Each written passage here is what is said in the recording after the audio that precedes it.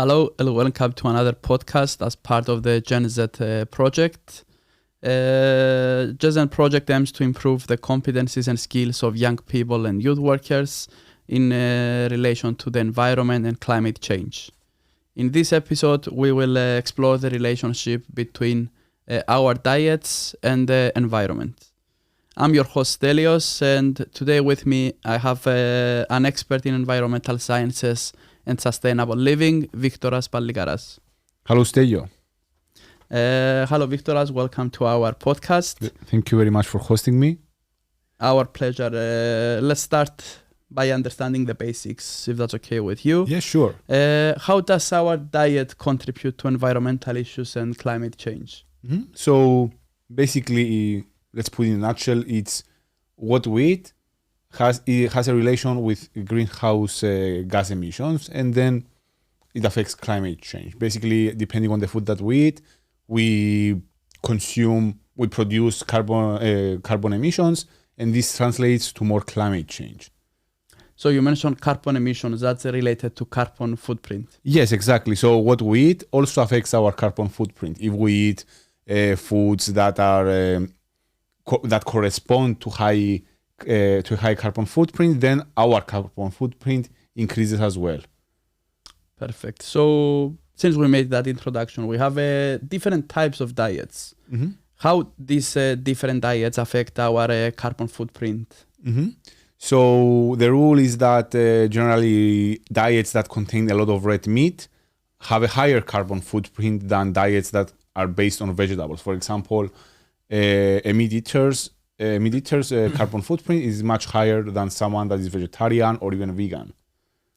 So the plant-based diets are better, let's say, for the environment. And what are the other benefits of those plant-based diets? Mm-hmm. Yeah, plant-based diets, because they need less resources in order for them to grow, in contrast with, for example, cows that you need to feed them, you need to give them water, and you need also a lot of grass area in order to put them in. In contrast, the plant ones just require some water and soil. So the carbon footprint is much less. And the plant-based diets are quite popular, let's say, and we hear about them in social media and everywhere. Are there some misconceptions associated with these diets? Mm-hmm. Yeah, usually we see people saying if you don't eat meat, basically you're not getting protein, so you will get skinny, or you will eat too much bread and then you get fat because there's a lot of carbohydrates. But this is not correct, because plant-based diets such as tofu, beans, and the soya can have protein as well, and also with the right combinations between foods. For example, if you combine potatoes with beans, you get all of the amino acids that give you protein. So if you do the right combinations, you will end up getting as much protein as you need. So bottom line is that our choices on what we eat affect a lot and goes a long way. What are some practical tips for our listeners in order to make more environmentally friendly choices in regards to food? Mm-hmm. Yeah, so I'm not here to say you should stop eating meat, just eat your veggies. No, I don't support that. The first step is basically to reduce meat and eat better meat and local meat. So what does this mean? It's better to eat foods that come from where you are living, so they're not associated with any greenhouse gas emissions from traveling. Because, for example, if I eat a pineapple that comes from Colombia or Peru, it's not the same as a pineapple or an apple that I'm eating from my home country, Cyprus. The carbon emissions are much less. Also, if I eat meat that is produced from a local farmer, it's much better for the environment, in contrast with eating meat from Argentina or another South American country.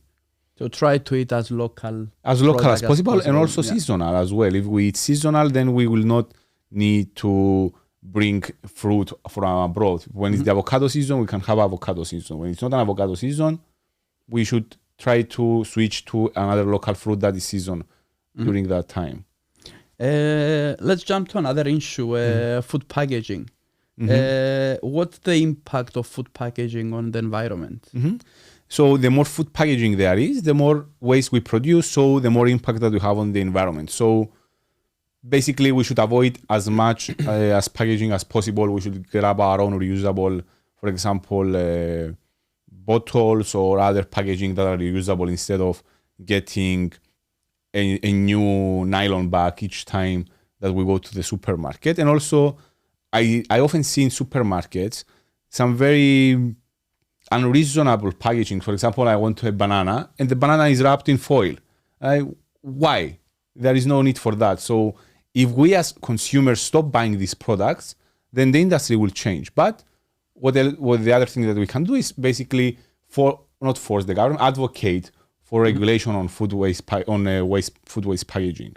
That is also in the European Parliament discussions right now. There is the packaging and packaging waste directive that is being discussed at this point. Or grow our own vegetables and fruits. Yes, of course. If you have the option and you have a garden and you have time to invest in your garden, this is the best thing that you can do, and for yourself and for the environment and for the people surrounding you and for your health as well, because you know how you grow your vegetables. Yeah. Thank you, Victor. Another key point that we want to raise is the water usage. What about the impact that has during production and how our choices, let's say, affect the water usage? Yeah, so water usage is also a huge topic that comes with our diet, because if you think about it, beef requires so much more water than, for example, an apple or maybe other vegetables, because you need water not only to just feed the meat, but also to give to the cow food. So you need to water the grassland, you need to give water to the cow, and also the cleaning process of the meat later, in contrast with just putting some water in your plant that you will then eat. So if we also switch to a vegetarian diet, it also benefits limits the water usage. So just to summarize, the meat production, let's say, it's water intensive instead of very water intensive, yes, compared to a more bland paste options. Yes. So another issue that we want to discuss today is the deforestation. It's a major concern globally. How is that connected to our choices of what we eat, our dietary choices? So yeah, the deforestation is when we basically cut down forests in order to grow food or have livestock in there.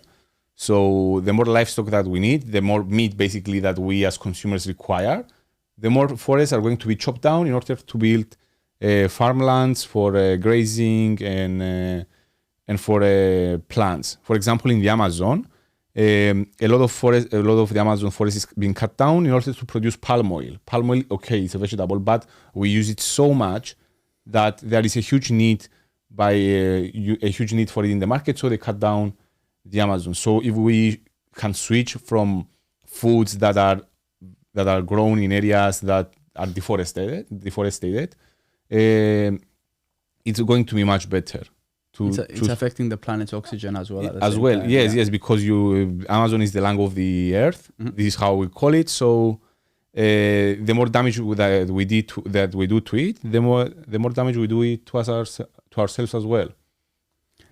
Thank you, Victor. It's really interesting, but at the same time, there is a concern, let's say, from the consumer point of view, and that's okay. We want to switch to a more sustainable and ethical lifestyle and make more sustainable choices in regards to diet. However, the cost of these products are higher compared to other alternatives. What's your suggestion on that? Yes, I agree that at this point, sustainable products are much more expensive than not sustainable ones. For example, if I buy meat from a local farmer instead of buying, or maybe not meat, let's switch to, for example, avocados. If you buy local avocados, they're much more expensive than the ones that are imported from Latin America, because the costs are much lower. So often consumers choose these ones. But this is a short-term thinking that we are doing. because if we continue buying these products that are cheaper, then we will have much more cost in the future because of climate change.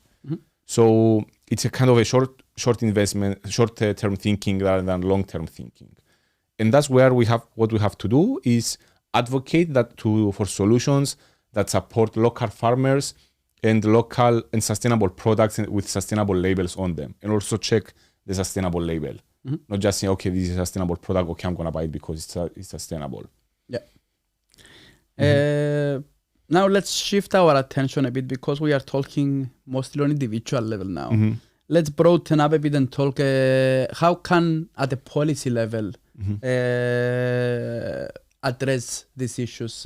What is the responsibility, let's say, at the broader level regarding these issues that we discussed? Yeah, the governments are the ones that should subsidize sustainable foods, and also put taxes on the imported goods that are harming the environment. This is one solution. The other one is to promote sustainable technologies. For example, in farms with cows, the new technology that is used in some cases around the world now is that there is a collector on top of the farm where the methane produced by cows, we all know where methane from cows comes from. So they collect these methane, so they will produce their own fuel. So instead of the methane going to the atmosphere and increasing climate change, we collect this methane and we use it as a fuel. So technology can help as well. Excellent. And since we are approaching to the end, how do young people can take a step toward a more sustainable diet and future? So youth, basically, they need to improve their competences and understand the topic in order to be able to understand the reasons why a plant-based diet is better for the environment instead of eating a lot of meat. They should listen to our podcast, of course, to get to know about this one, and basically advocate for better and more sustainable solutions from the governments and from corporations as well.